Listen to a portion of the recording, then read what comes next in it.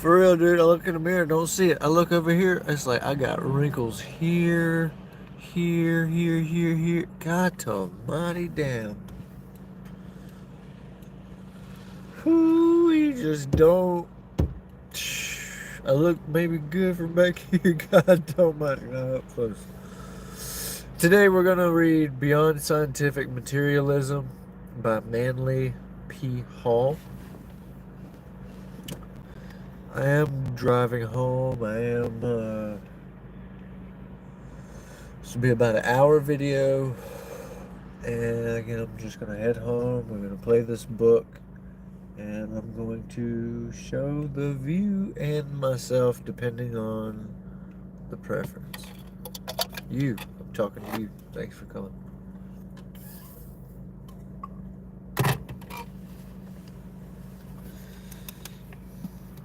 Alright, again, Beyond Scientific Materialism by Manly P. Hall.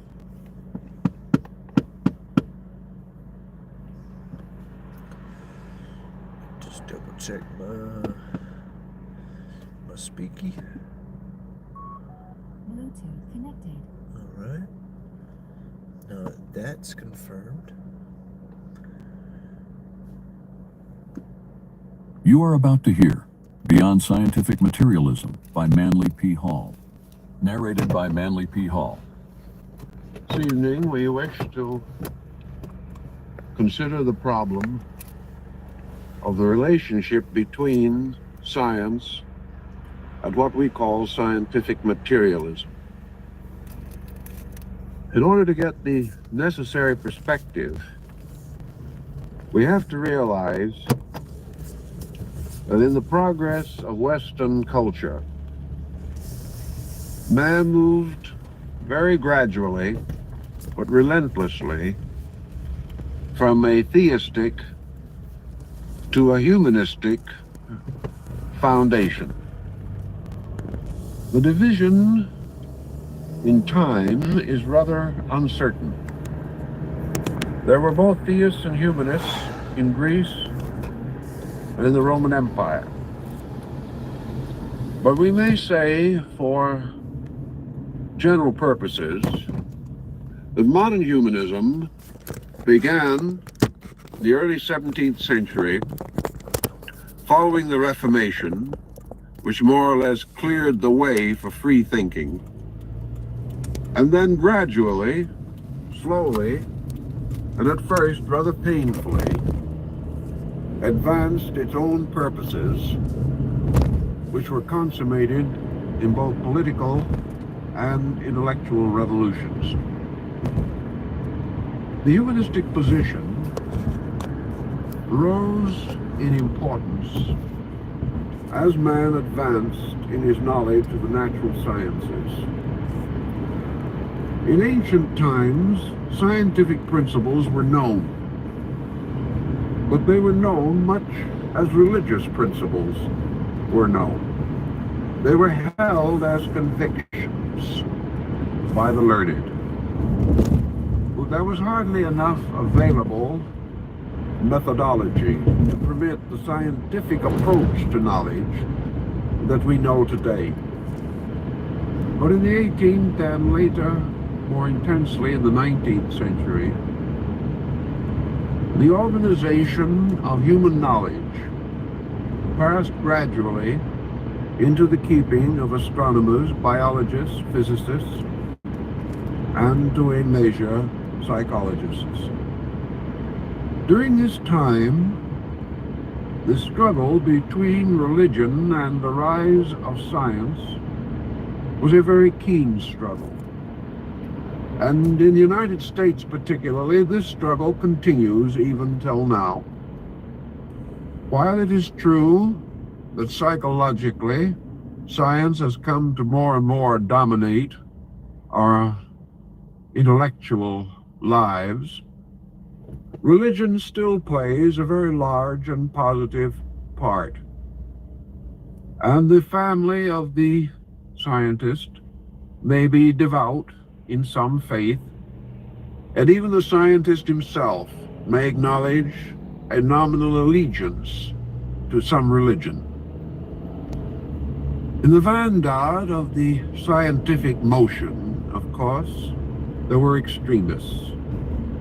And in humanism, these extremists took a totally materialistic point of view, and we have gradually come to know them either as rather rabid agnostics or actual atheists.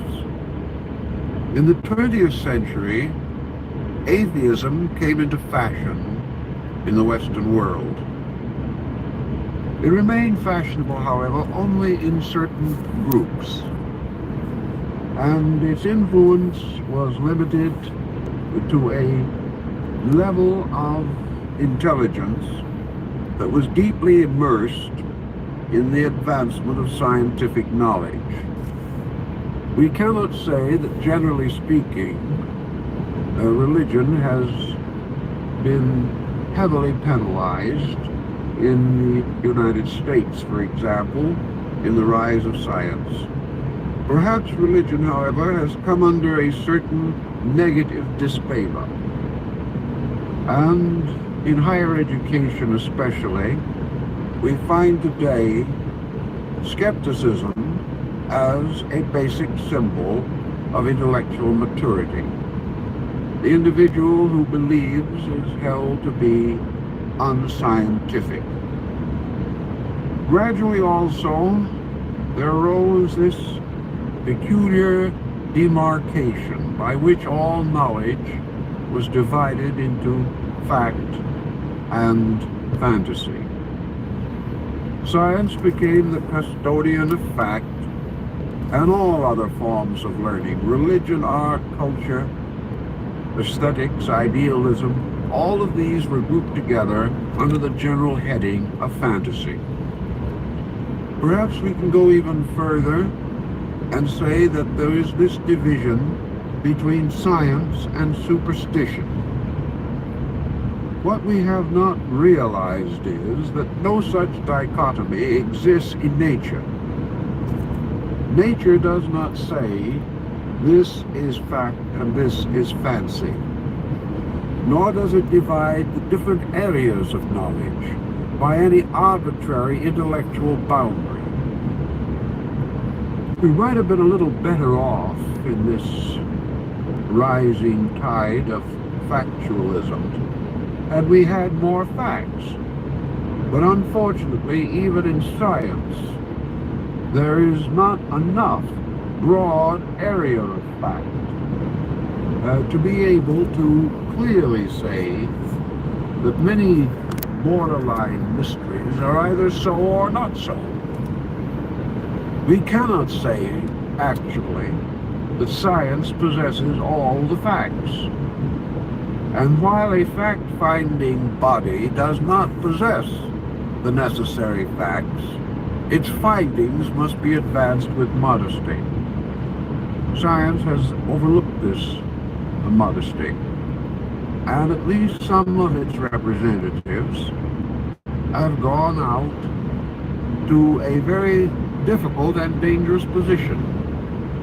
They have taken it for granted that science was the sole custodian of true knowledge, that all forms except those within the acceptances of science, all forms of knowledge which science did not bless with its particular benediction, were worthless, valueless, and meaningless. Now, of course, scientists do not say this, really, because they are always in need of new laboratories. And for the most part, the laboratories are built by these superstitious people who still have faith in something. And some of them even have faith in the scientists. This type of situation also sometimes makes us wonder if such faith is not a little superstitious. But in any event, the struggle in the United States has been a slow one.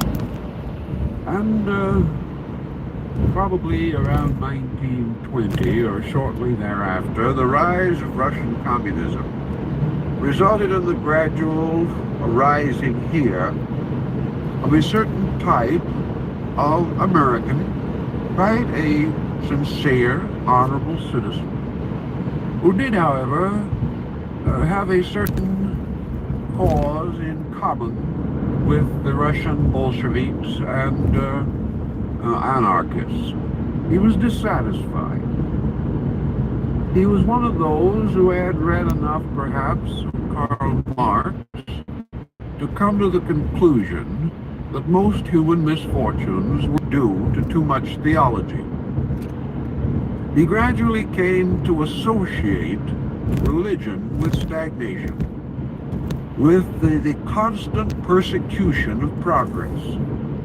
And he also liked, perhaps, to agree with Karl Marx that most of the common social sins of mankind are due to religion blocking the natural inquiry of the human mind. Being, in this sense of the word, a bit of a rebel in his own right, he gradually gathered others of his kind to become what might be termed campus atheists. They were young people, they were sincere, they were knight errants with not much of a cause, but they were doing the best they could. They felt, as many young people do, that they must fight for something. And today, in our way of thinking, when you fight for something, you must also fight against something.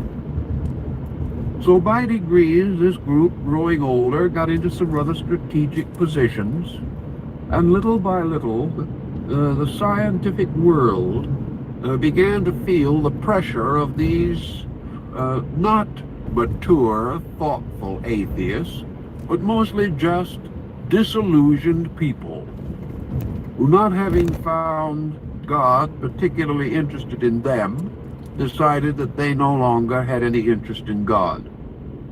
It was all rather amateurish, but it did produce a rather deep scar in our way of life.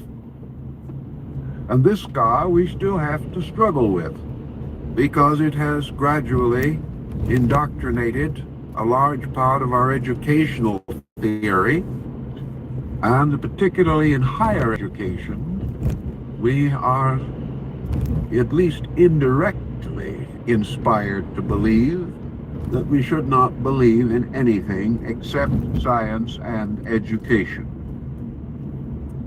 It has been, as we say, a slow fight, and I reiterate this for a particular purpose. I want to keep reminding you that this struggle was up and through a nominally religious world. In this country, the little white churches have always been dotted throughout our communities. And contrary to many other countries, the young as well as the old were deeply devout in their religious allegiances. Today, we probably have a very strong religious body in the United States. It is estimated at the approximately 90 million of our people. So actually, science never had its perfect works with us. It never was able to get completely rid of this superstition and build its own kind of a world. It was never able to completely escape the need for diplomacy, for caution, and for moderation of attitude. And perhaps this in some ways helped the scientists to keep a little more middle ground. Also here, we do not suffer very much from religious persecution, and the old superstitions against which the humanists first hurled their thunder are not of enough importance in our way of life now to form very much of an enemy. So science did not have very much of a case. It had no particular need to attack anyone terribly, because no one was doing anything that was particularly awful. Thus the situation sort of dwindled, and we come down to the year 1962 with a rather interesting and somewhat confusing picture in the relationships between science and the everyday life of our people. Also, we have to realize that scientists do get together, that they have their own arguments and discussions, that they are not really quite as certain of themselves as perhaps the press suggests. Perhaps they have had a certain aura of infallibility bestowed upon them, but they do not wear it with any great amount of real comfort. They are not too certain of their own position in many matters. One thing they have learned, however, within the last 15 years, and that is that science can be extremely dangerous. Now, they found this out in a world in which science is not even dominant. It has made a certain allegiance with policy in matters of armament. It has made an allegiance with society in matters of health and hygiene. It has made an allegiance with industry in terms of the advancement of a mechanistic way of life. And it has certainly dabbled strongly in the economy of the nation. But still the scientist is only a scientist, and around him moves a world with many other factors. He felt rather good about everything until he began to explore more deeply into his electronic mysteries. Here he found he was getting a little out of control. And I know from talking to a number of these men that they're not quite comfortable. They're not so much worried about themselves. They are pretty well sure, each one of them, that is a man of honor. But they're wondering about the others. They're wondering about what the scientist in the next laboratory is doing. Is he also honorable? Is he beyond the temptations which common folks suffer from? And out of the entire situation has come the sobering thought that science is getting hold of information and methods which are very dangerous, critically dangerous. And the scientist does now what he did 20 years ago. He tries to disclaim responsibility for the use made of his own discoveries. He says that he is going to turn them over to other people whose specialty is morality and ethics, and that these should administer his discoveries. But he forgets to tell us that during the course of education, he himself warned young people not to study morality and ethics, but to get down to the good hard facts of biology and physics. So we have some pretty good biologists, some pretty good physicists, but the enrollment in the ethics and culture courses has not been up to date, very good. It's like the course in philosophy. The university may have a department of science with 200 instructors and a department of philosophy with 3 of them on the verge of retiring. This is the situation as we have had it. Now everyone wonders why.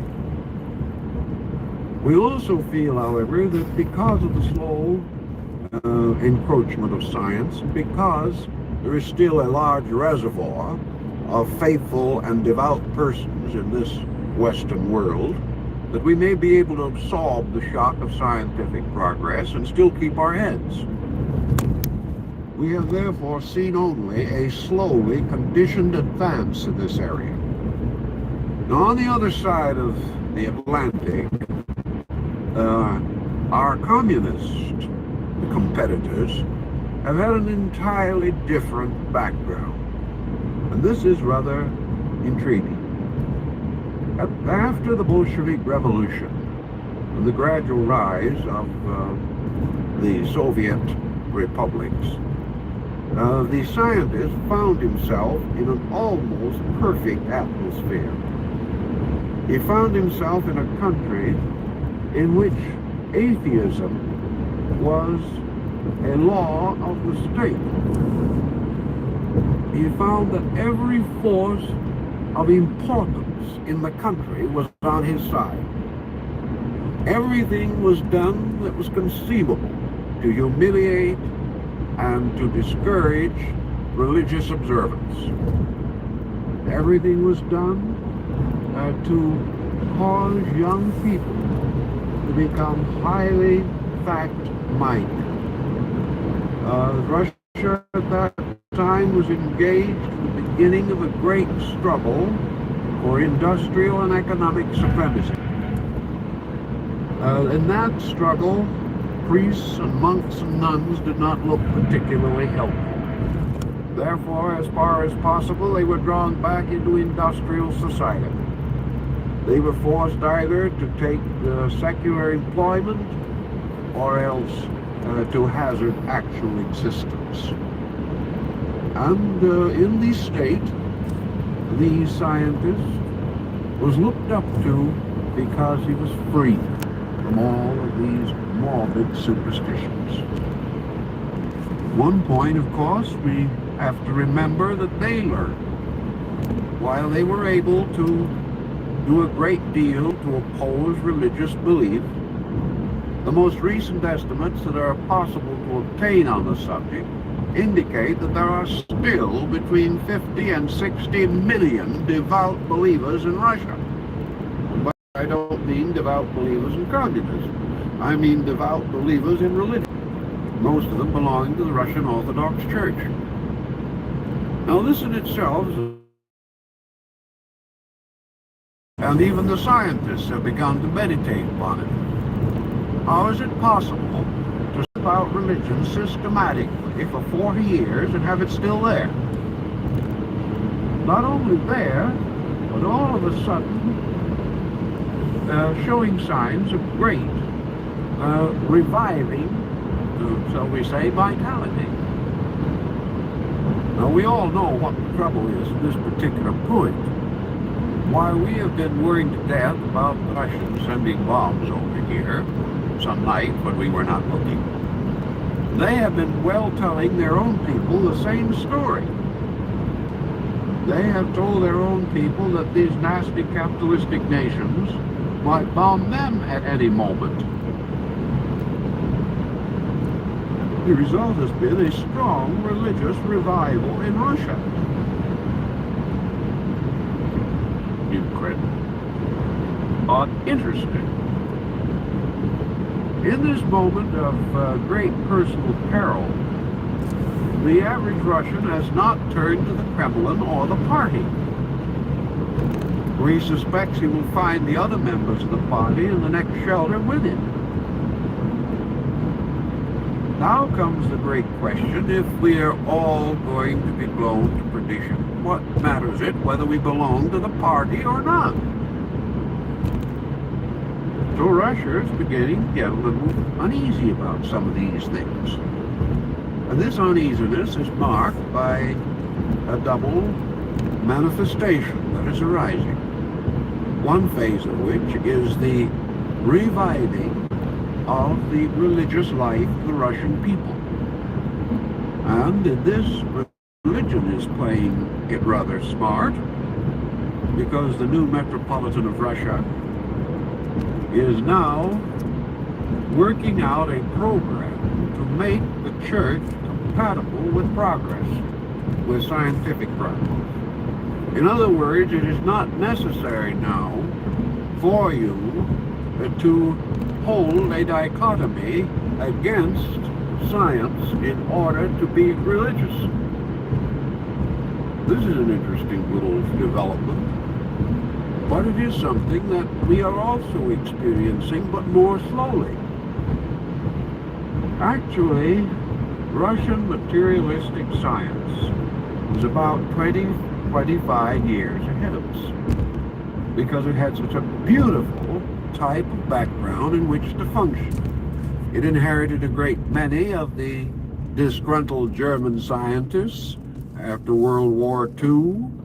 These gentlemen, living in their own curious intellectual isolation, devoted their time to the advancing of the various pursuits of science and knowledge, and they gathered together in a strong little band with no one to ridicule them, everyone cheering for them, everyone certain that they were good party members, largely because they didn't believe in anything, including the party.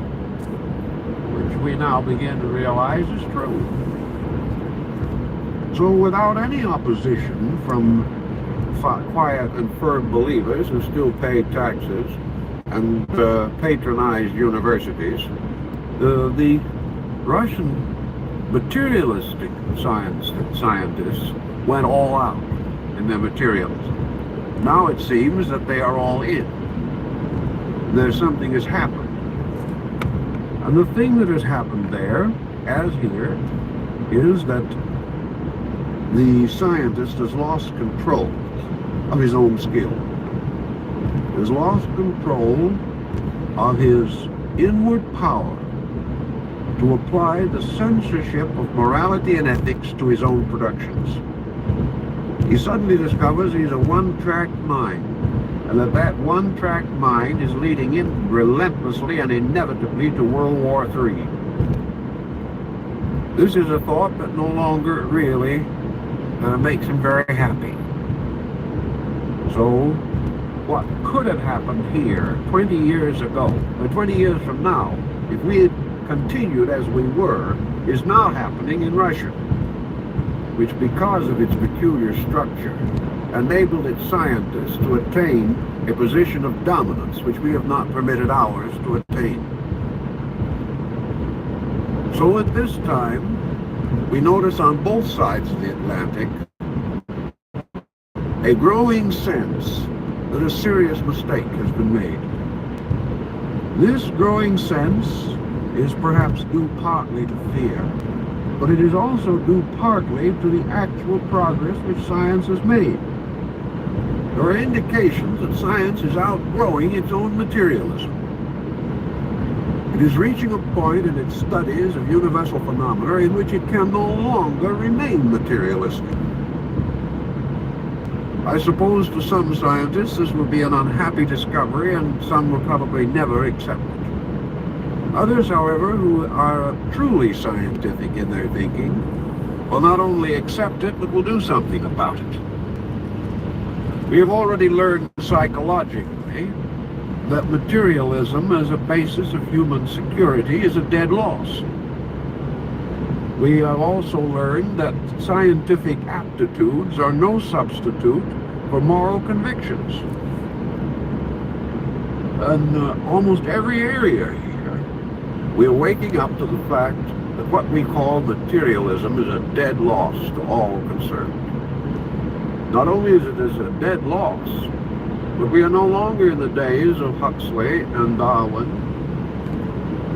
We are no longer in the early years of Sigmund Freud. We have gone through a lot since those days, and we are no longer convinced that this wild burst of materialistic enthusiasm meant much. It is therefore interesting, in the light of this, to read a little article that appeared in the New York Times on February 7th of this year, which has a little bearing on our subject. This article is by Harrison E. Salisbury, who was the former Moscow correspondent of the New York Times, who recently revisited the Soviet Union and traveled widely in the country. He says, quote, "Within the most advanced echelon of Soviet science, there is emerging a tendency to seek a non-materialistic spiritual concept of the universe." See, they had the chance to go off the deep end. They went well off. Now they have to crawl back. Perhaps from their experience, we may not have to make that dive into foolishness. Back to Mr. Saltzman. This startling development within the elite core of Soviet society is closely related to two collateral tendencies: a new and vigorous Communist Party drive against religious beliefs, and a reform move within the Russian Orthodox Church to adapt itself to modern technological society.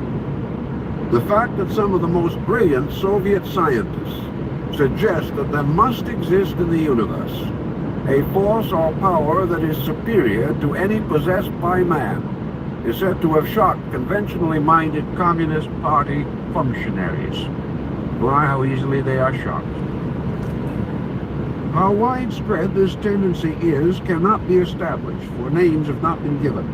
But there is reason to believe that some of the most eminent figures in the galaxy of Soviet physicists, astronomers, and mathematicians are involved.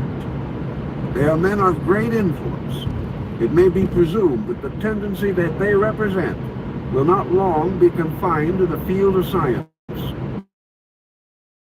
Not become believers in a formal religion or their faith is more akin to that appearing among many of their Western scientific colleagues, but they are no longer atheists. This is a rather light statement of it, but the translations that are being made by the United States government of Soviet and Red Chinese scientific publications supplies us with many of the names that are not mentioned here. The big names are in the movement. Though it isn't so important perhaps to us that these are Russians. Perhaps it is important.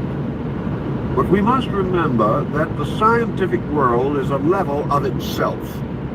Russian scientists, German scientists, French scientists, American scientists, Hindu scientists, all speak the same language.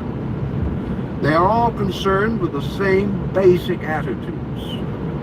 We are therefore dealing with an upheaval within a strata, within one of the several levels of our higher intellectualism, and to the average Western person today, one of the highest levels.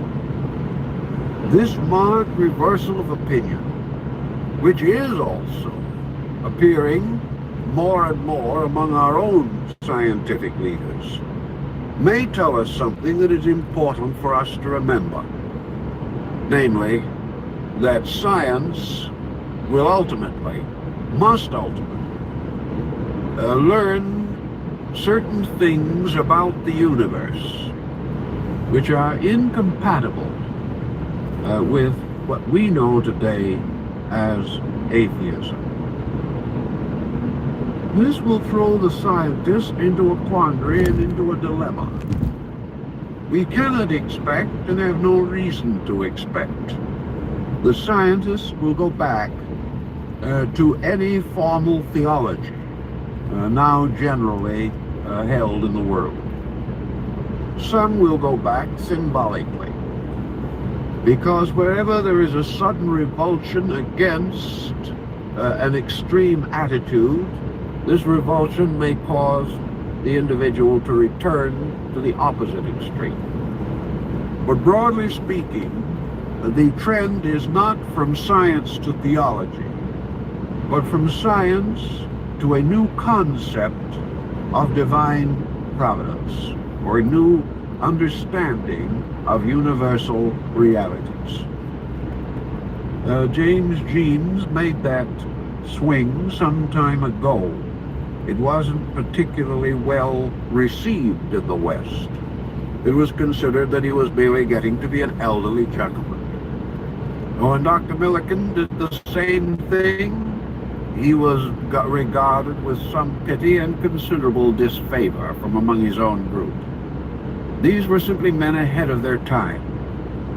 But the sober fact remains that when the top group of the scientific world begins to think this way, the inevitable result is going to be a complete reshuffling of our attitude towards life, and our attitude toward the universe, and our attitude ultimately toward our fellow men. Looking over some of the information that is now gradually developing, we find one clear statement appearing in Western scientific thinking, that we must get rid forever of this dichotomy of God and nature, of heaven and earth, of God and man. These dichotomies are not any longer valid, and science is already moving toward the position in which a complete unity of life fact is becoming obvious. In other words, what we would term the universe is merely God in motion. It is not a different thing. Man is actually the universe in motion also. There is only one tremendous, all-controlling agency. All things exist in this agency and are of it. And what we have called various divisions, setting up arbitrary terms to divide the universe into an infinite fragmentation, this is now regarded scientifically as improper. That whatever we are going to have, whatever we're going to discover, we're going to discover one eternal principle, one eternal fact, one immutable, inevitable power. And we're going to discover as we go along that this immutable power cannot be mindless, cannot be merely mechanistic. That this power is not merely fuel in a tank. This power is not merely some form of superior electricity arising merely from the friction of space or something of that nature. This power, obviously, is revealed through its own production, and it produces something from itself that reveals beyond any question or doubt that it is also omniscient. So we are now beginning to be aware in science that we must either find or postulate this primary mover of all things. That we must recognize that this great plan of things must, by its own evidence, bear witness to the planner of this thing. When we didn't know too much about the universe, the plan didn't seem as large as it does now. But when we go into electronics and things of this degree of intensity, we become more and more aware of the immutables of law and process. We become more and more aware of the incredible potential of existence itself. Our forebears, scratching the hazardous existence from the earth, did not know these things. They knew it rained, and they knew the floods came, and that it snowed. And also they knew that the harvest would come in proper season, all other things being reasonable. But they had no concept of what we know today. They had no concept of what is now the common knowledge of a laboratory research technician. He lives in a world that is more than he can comprehend.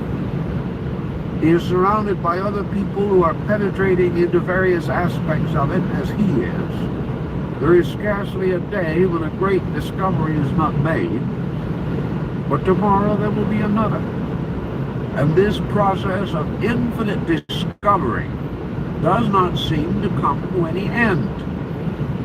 We do not find the discovery that ends all discovery. All we ever find is a discovery that leads to more discovery. This kind of a universe really becomes too big for the individual to estimate with the limited faculties at his own disposal. He is therefore forced almost to an attitude which we would term one of veneration, and which materialists term one of superstition.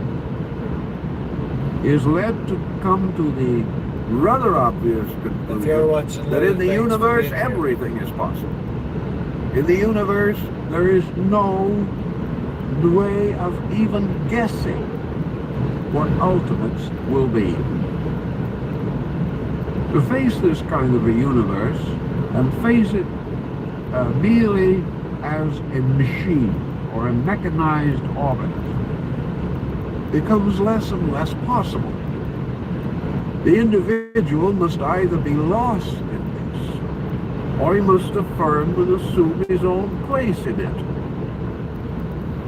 And in order to protect himself from his overwhelming insignificance, man must begin to include himself in the great universal processes which go on around him. Little by little, therefore, the scientific mind is coming face to face with too much evidence of an intelligent, conscious universe. He has not experienced this consciousness or this intelligence, but he beholds it. He receives the testimony of it through his sensory perception. He is surrounded by it. And as his own experiments go on, he becomes more aware of how invisible, incredible forces can and do operate continuously. The Russians have found this. They have also made the negative discovery, which we are also making today, and that is that man himself is so constituted in his own psychic organism that he flourishes only when his integrities are reasonably secure. Man has to have faith. As one of the old Greeks said, man is a religious animal. Man has within himself the inevitable determination to believe. And the reason he has this determination is that it is essential to his survival. Long before man can hope to comprehend the mystery of the universe, he must assume it. He must accept it. And out of a very simple childlike faith, he must take hold of universal phenomena and see in it hope rather than despair. He cannot live in a universe composed entirely of mechanistic factors, because himself he is not a machine. If he had no intuition, if he had no emotion, if he had no inward hopes, aspirations that transcend the actual mechanistic problems of survival, if he did not have these, he might be content to live in a universe made up of machines. But man is not so constant. He is not content. We have only one way of knowing at our level of insight whether man is right or wrong. This old process of dogmatizing these things is not especially practical, although we must admit that in old dogma there is much truth sometimes, but also there is tendency to error. The only thing that we can be perfectly sure of is that nature's processes support those that are consistent with them. That creatures, in order to enjoy the maximum security in any natural situation, must obey the laws of that situation. If they wish to become wiser, it means that they must become wiser in relation to these laws. If they wish to contribute to progress, they must help to advance these laws, not some other laws. Man, therefore, experiences a twofold destiny. He finds that some of the things that he does make him better, make him happier, healthier, lengthen his life, give him a more serene existence here. Other things which he does obviously are not according to nature's will, and he is promptly punished. He is punished in various ways. Most of all, he is deprived of the support of nature. He finds that his affairs do not go well. He finds that his health is disturbed, his emotions are disturbed, his mind is disturbed. He discovers that if he keeps the laws around him, keeps faith with something, This faith sustains and supports him. If he breaks faith with this thing, it turns upon him and apparently persecutes him. Actually, however, merely depriving him of his birthright of a place in nature's program of progress. Thus, we have one simple criterion that we can use again and again. Are we able to survive what we do? Is this thing which we are doing contributing to progress? If it is contributing to good. It is contributing to happiness. It is contributing to well-being. If what we do does not contribute to some constructive end and does not bear a good fruit, then what we are doing is not right. So psychologists, taking this hint, which the physicists have tossed to them, have now come to the conclusion that when you take man and take his religion away from him, get rid of all his superstitions and polish him up thoroughly, instead of being a nice, happy person, he's just a hopeless neurotic. They have found out that when you try to tell the individual that his beliefs are no good, that he should outgrow them, he may accept your remark and pine away almost immediately. He is not any better. Time and time again, the individuals who have gone to a materialistic psychologist for help have left without help, perhaps even worse off because they've lost. This is becoming so obvious throughout the field that the psychologist is forced to come, as several have recently, to the simple conclusion that belief in God is part of human health. And if you haven't got it, you're sick. Now, this is far more important than whether you can prove it theologically or not, because there is no proof that is more immediately interesting to the individual than that which is registered in his own blood pressure. If he finds, as most have found, that a reasonable, normal belief helps to make life meaningful, then this individual has found this part of natural truth. And he finds that this part of natural truth is valuable to him. Science also is forced to look, at least to give a quick side glance, to the result of the materializing of human society. It seems now that nearly every institution that is important to the survival of man has been undermined by lack of ethics. The scientist is beginning to recognize that in the name of science and in the name of scientific procedure, he is hazarding the very survival of science. He is creating a